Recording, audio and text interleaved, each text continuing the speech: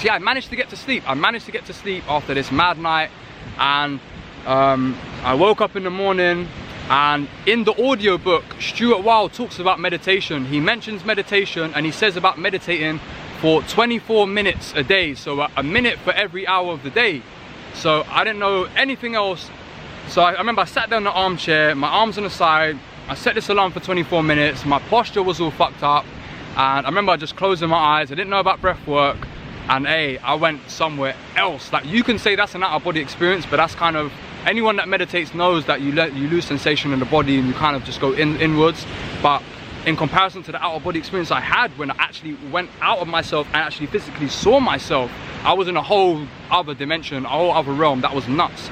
So yeah, I'm in this meditation and I've gone somewhere else. I don't know what the fuck happened or where I went, but I remember the alarm went off for 24 minutes. Like, time didn't even exist. Yo, the alarm went off and I kind of came back into myself. And in the audiobook he says to say to yourself before you close your eyes, I am centered, I am balanced, I am the universe. So before I opened my eyes, I was like, I'm centered, I'm balanced, I'm the universe. That was the first kind of mantra that I ever used, and I used that for a long time. I used to do that before I used to open my eyes. So and yeah, I arose from this meditation, because remember the night before, I was in ultimate chaos. I was fucked. I was absolutely fucked. My head was mangled, beating me up. And all of a sudden now I opened my eyes and I felt peace in my heart. Now, this wasn't through taking drugs. It was just from closing my eyes. I had the most amazing feeling ever. I left the place, I left my yard, and I walked out into Earls Court, and these were the same streets that I was like, I hated at the time. I hated Earls Court. I was like, such a miserable place, the people, blah, blah, the junkies. And you know, like I say, the outside world is a reflection upon the inside, so that says a lot about what was going on the inside. Obviously it wasn't great times. It never was great times for me, as you can tell by looking back at the videos. But now, I was age 26 by the way at this point. I was age 26, February 2018. I walked out into Earls Court and I was like, wow. I looked at the trees and I was like, wow, it's so beautiful. Like, you know, the lovely Terrace House, the Victorian houses they have in Earls Court. And I was just walking, like, it was like I was walking on a cloud, and it was just like, wow, like, I couldn't believe that this meditation had done this for me. So I called up my guy Jay.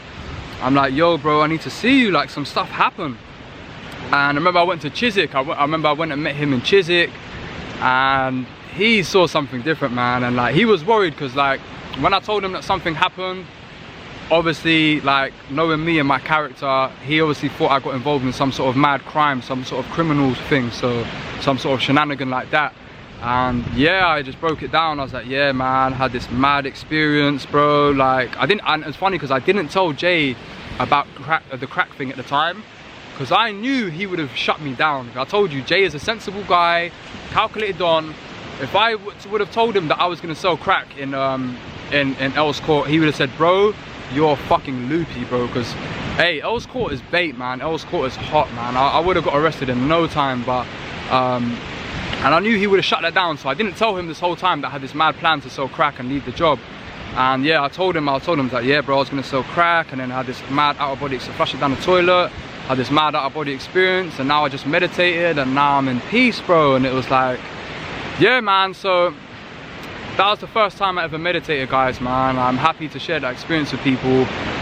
It was the universe showing me, like, yo, this stuff is real, this stuff is real.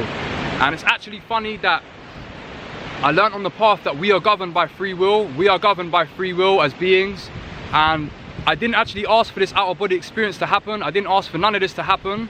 So it is kind of a breach of free will if you look at it like that way. I'm not complaining about it, but I guess my soul, man, I was always destined for that greatness, and I was going down the wrong path. I kept on going down the wrong path. But you know what? My soul, my higher self, God, whatever, I don't know, ancestors, whatever, they took me and showed me what I needed to do and said, hey, the undeniable force, you are the undeniable force. It's a thing. So yeah, I didn't really know what undeniable force at the time was, but yeah, that will come later. I'll explain about that. But yeah, I hope you enjoyed this video, man. That was, yeah man, flushing crack cocaine down the toilet, man, just changed my life, man. Meditation changed my life.